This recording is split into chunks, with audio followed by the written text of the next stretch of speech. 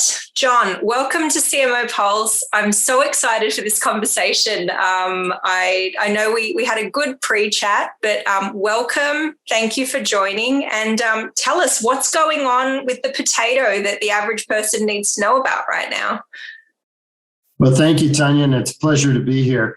What is going on with the potato that's really interesting is how strong demand is. It actually was sort of the produce department darling during the pandemic, and a lot of people turned to the potato as a good source of nutrition, but also as comfort and as just something that they could rely on during that period. So we really saw quite an interesting shift in demand from food service to retail, and really positive responses from consumers. So that's very exciting.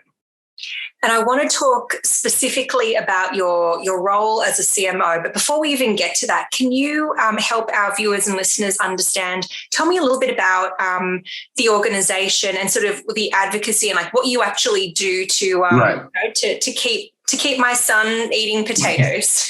Excellent. Yeah. So the National Potato Promotion Board is our formal name because we are a federally mandated marketing and promotion board on behalf of the potato growers in the United States. And so we work on their behalf. So I have 2,500 bosses who grow potatoes, and they all want us to do everything we can to increase demand for potatoes. And that takes a lot of different roles, of course. You have your basic marketing aspects, but then you also have a lot of misperceptions, particularly in the nutrition space. So we need to spend a lot of time working on nutritional facts, doing research in nutrition, countering that. And so our role is to do what the growers can't do individually, but collectively they come together, they fund us, we help promote their product both domestically here in the US as well as internationally. And we work in a lot of different policy and research areas as well to bolster the image of the potato, if you will.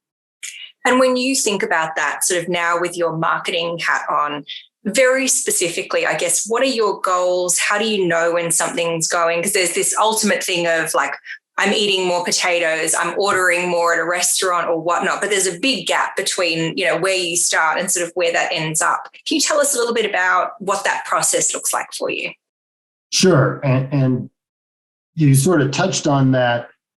We don't sell anything, obviously, so we can't look at our sales as an organization. So we need to rely upon the sales figures and the demand that is happening on a national basis. So it's a very broad perspective there.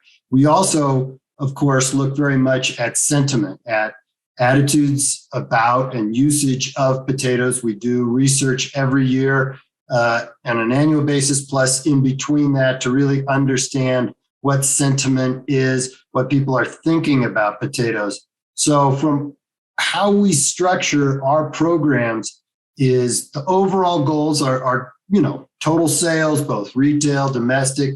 We look at what's happening in terms of production and how strong the demand is for that production, and is it continuing to go up?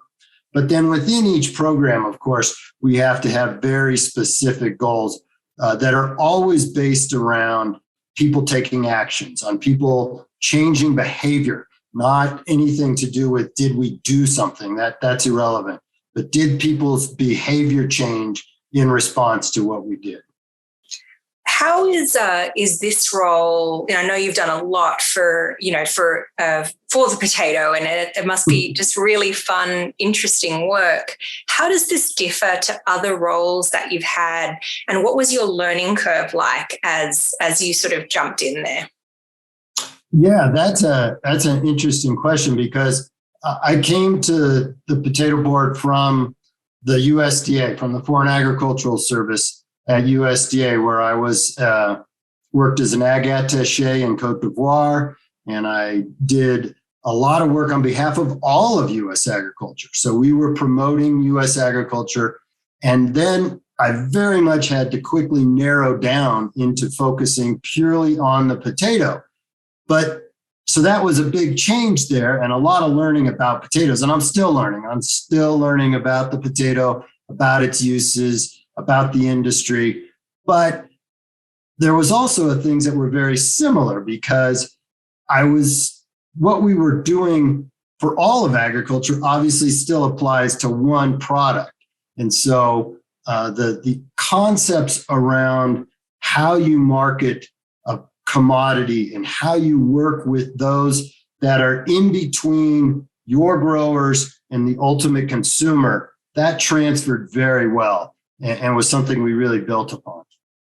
And a lot of the marketing conversations that I have talk about market share and, competitive conquesting and others. So in your world, like, are you taking down cauliflower or broccoli, or are you thinking of share of plate, or like, how do you even begin to sort of think about that from a share of mind or share of consumption standpoint? Right. So share and market share internationally is very straightforward.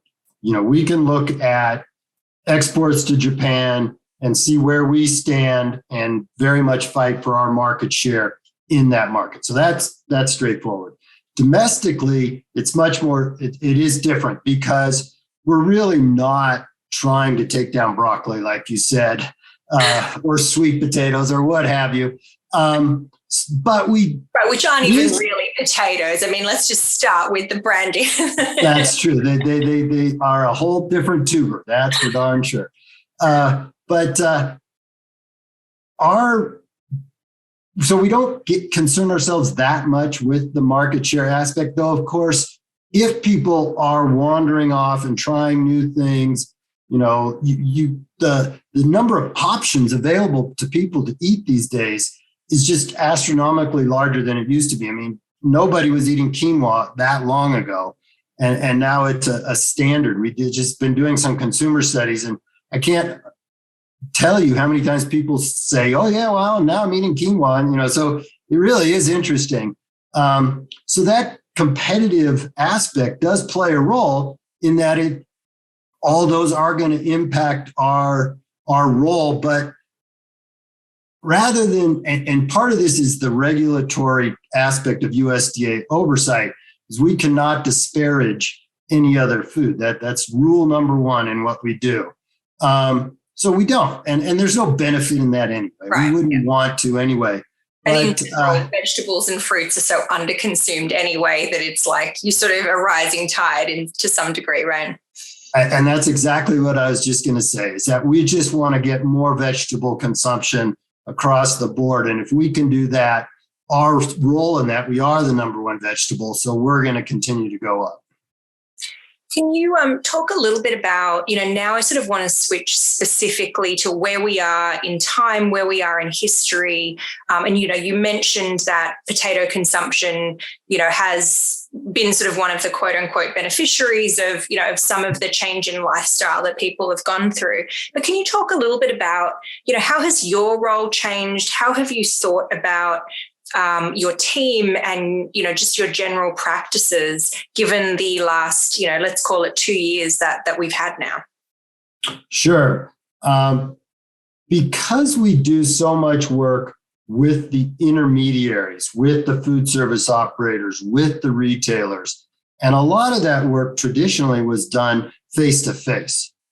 And so that was a huge change in how we operated, going from this in-person, traveling a lot, to a virtual approach and trying to reach a large number of people with succinct messages, with calls to action that we weren't able, you used to be able to do it over a handshake, do it in person. And so that, I think, really was the biggest change.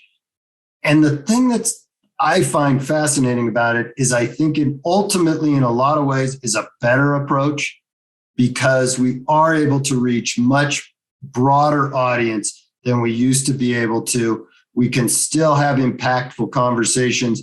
We can hopefully drive these to a conversation like we're having today, which sure, we haven't actually met each other face to face, but I think we could have a very good discussion here around what it is we want to try to accomplish. I could convince you that changing the assortment of your potatoes at your, in your retail operation would help increase sales just as well as if I was standing next to you in the store. So it'll never replace that personal, and we certainly hope to be able to get back out a little bit.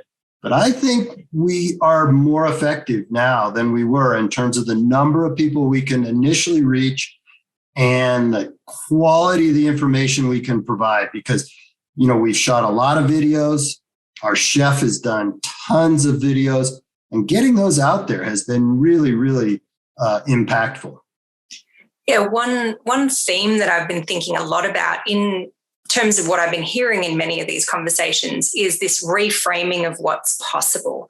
Stuff that, prior to the pandemic, if someone said, hey, we're just going to cut all travel or not do any more in-person meetings and I need you to maybe achieve more or whatever, you just would have gone impossible, ridiculous, right. You're crazy.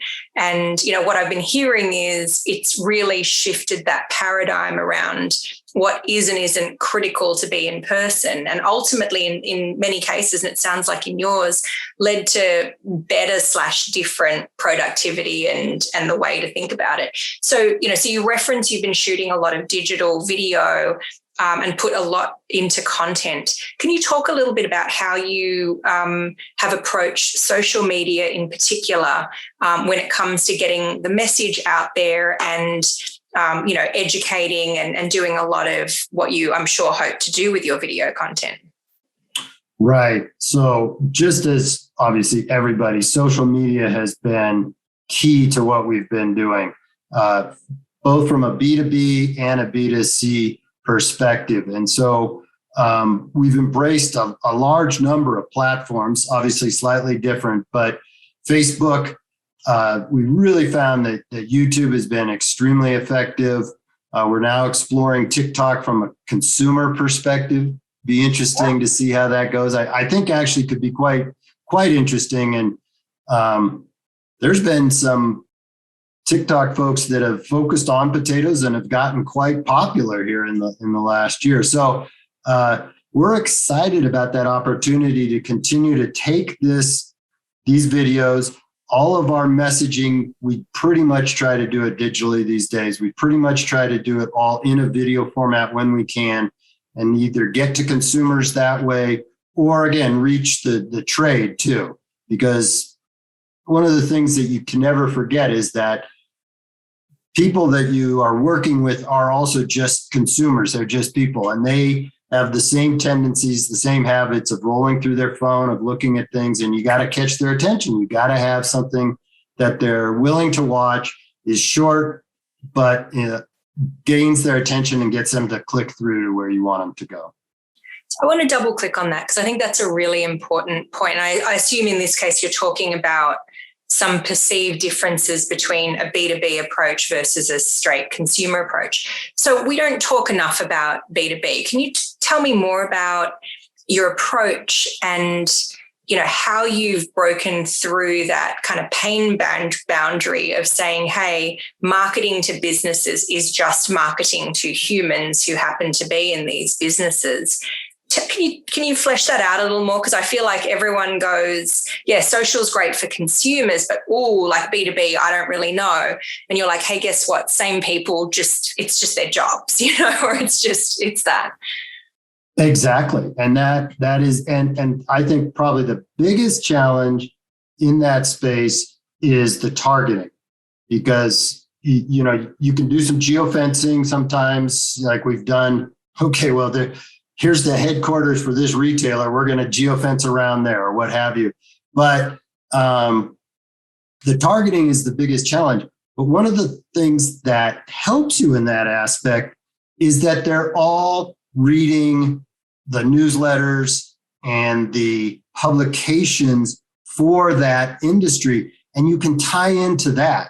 So we really utilize the industry publications and their social media platforms to put our social media that is directed at those business contacts in front of them. That's how you overcome that targeting aspect.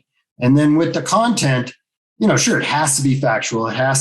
You got to have important information. And that's why we do a lot of research to help substantiate that, yes, if you do change the way you display your potatoes, or if you do add a second potato item, you're going to get this increase in sales at food service, or, here's the right way to package your fries as opposed to in a clamshell where they end up all soggy, whatever it is, you got to have good content.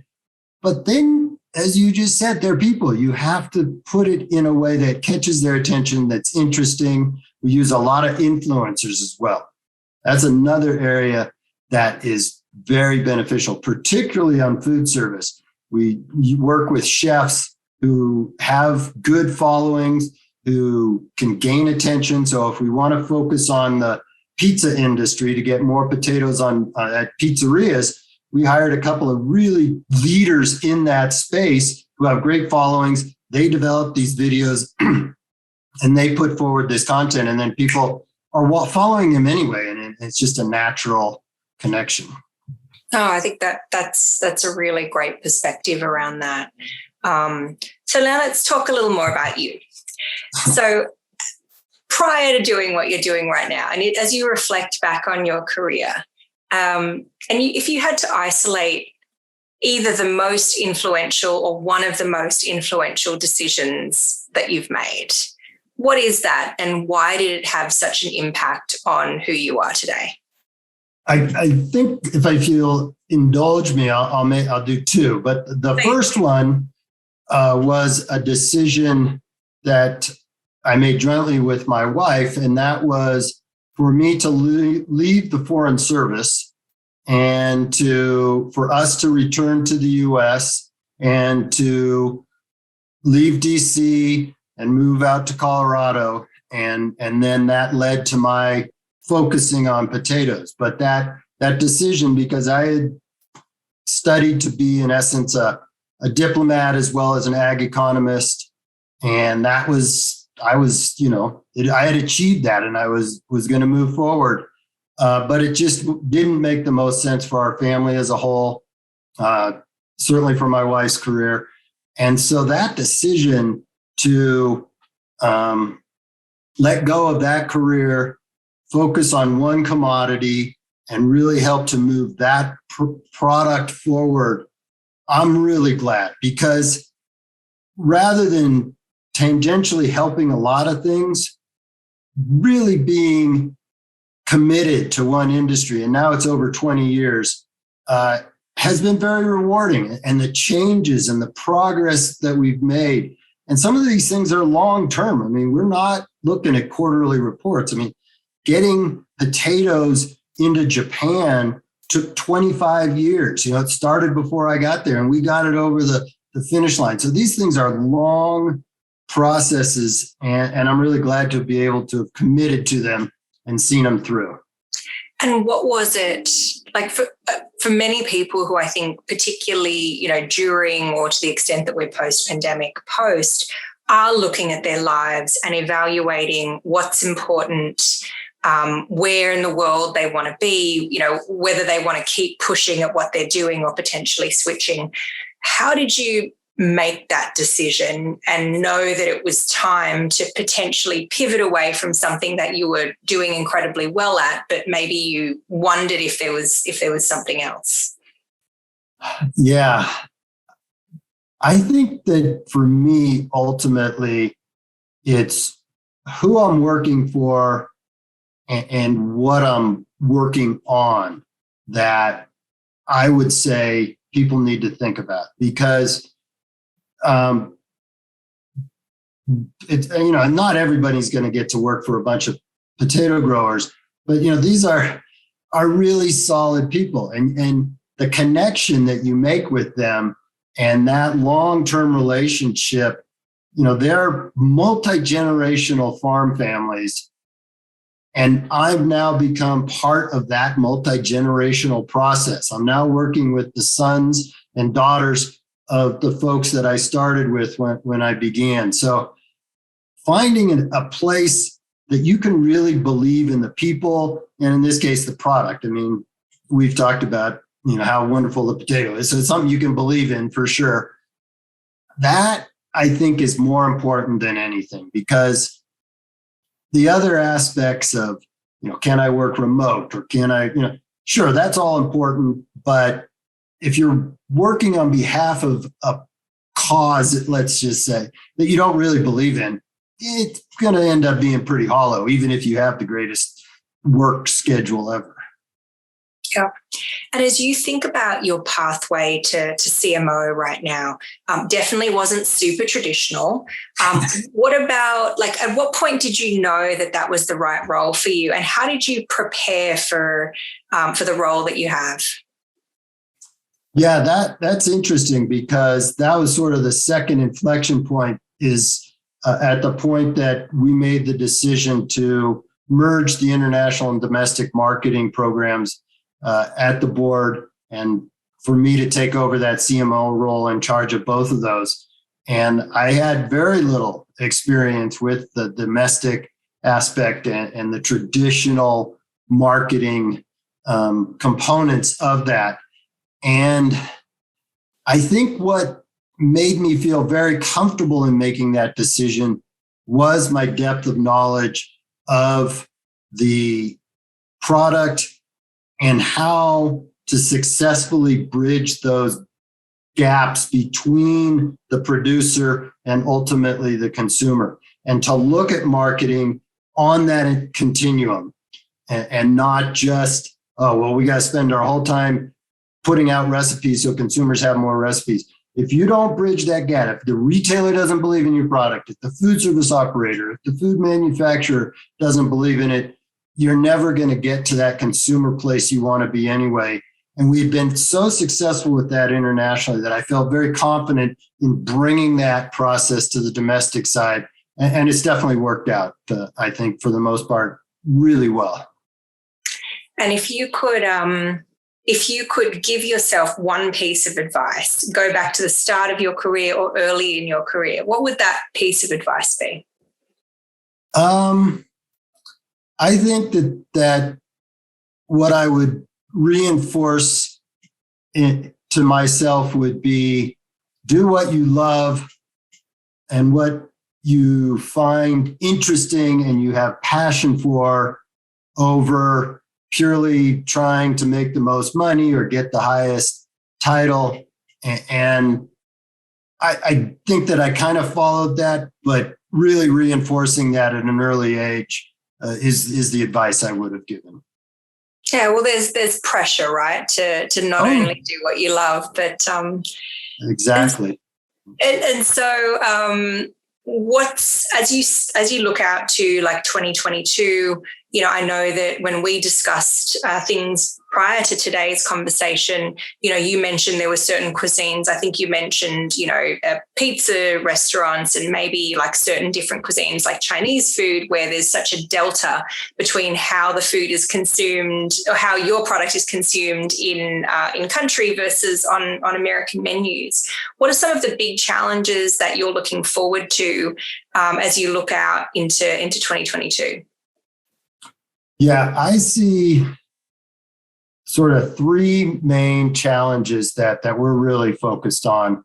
And the first one's pretty straightforward, and that is just trying to lock in those gains we made at retail and with consumers that did embrace our product.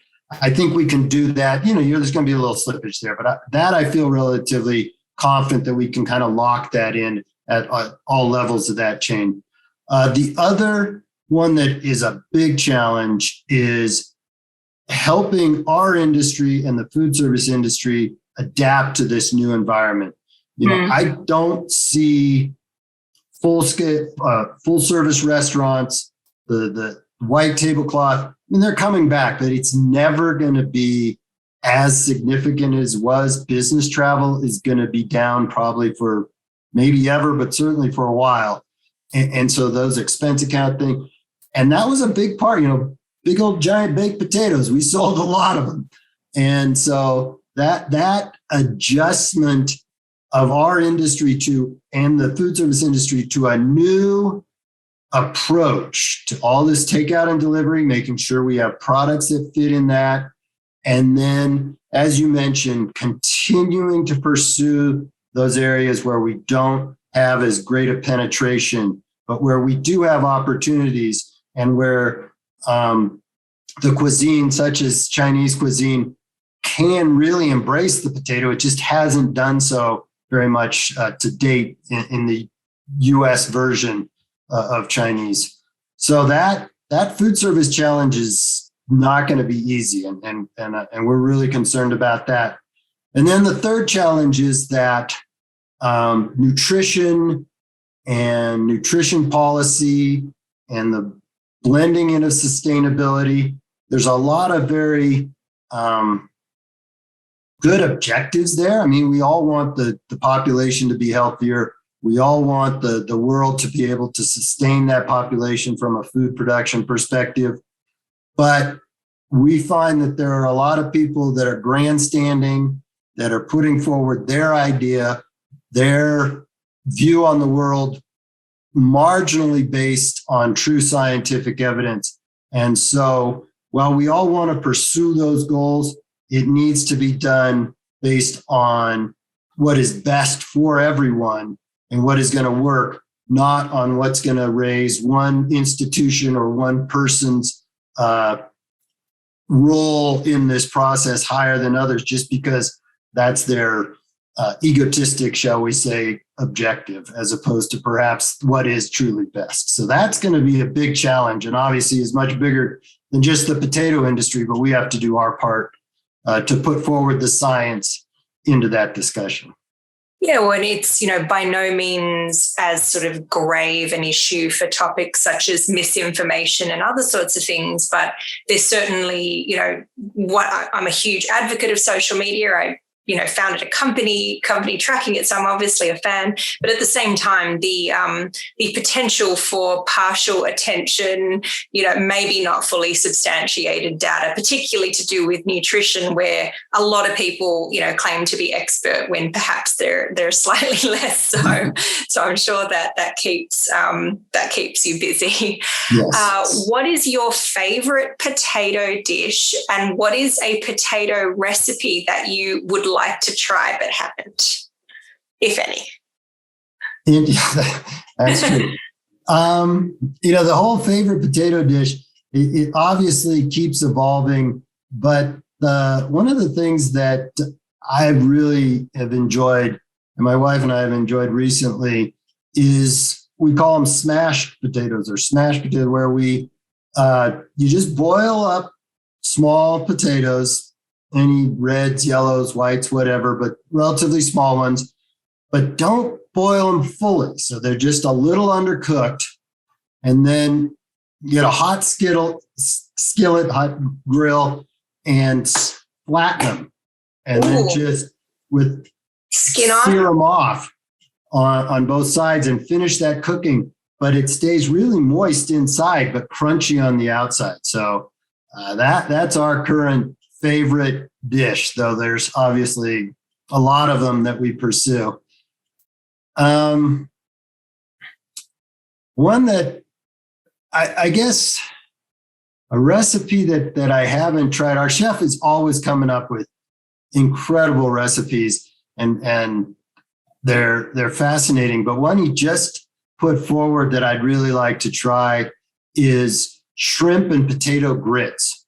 Oh. Yeah, so you make the grits out of potatoes instead of corn, and he pummels my my feed with these recipe pictures, and I never get to taste them for the most part. There's one downside of being virtual. Right? Exactly, he's at his house where So you can't mandate a rule that for me to publish this video, I need to sample it first. So. Right. But I'd really like to try that one. And his shrimps look really good. And that potato grits, I think that could be a real winner there. Yeah, I like it. I've never heard of that, because I feel like whenever you think of the potato in that form, you always think about mashed potatoes. You don't think of it with sort of texture, right?